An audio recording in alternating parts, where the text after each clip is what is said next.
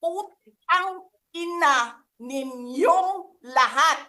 Martin Romualdez, Lisa Marcos, Bongbong Marcos.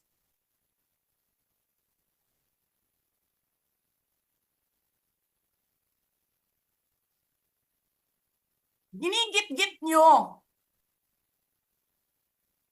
yung mga tao ko dyan sa envelope na yan.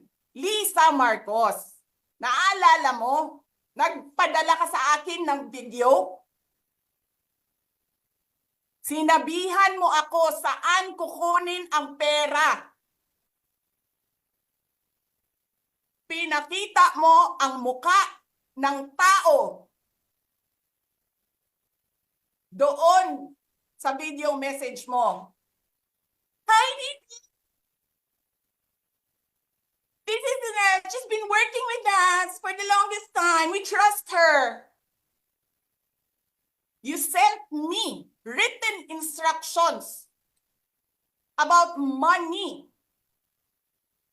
Millions a month. Anong nakalagay doon sa envelope? DepEd. Anong ginawa ko? Binigay ko sa DepEd. Putak na mukha.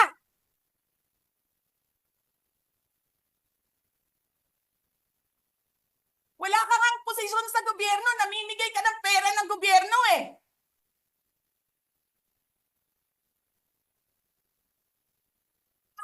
Sisirain mo yung tangal ng mga kasama ko sa Office of the Vice President.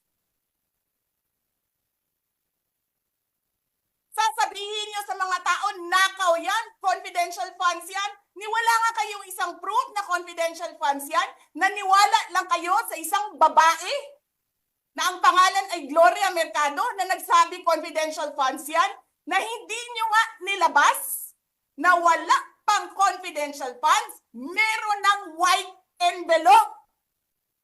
Kasi 2022 pa lang, tangina mo ka,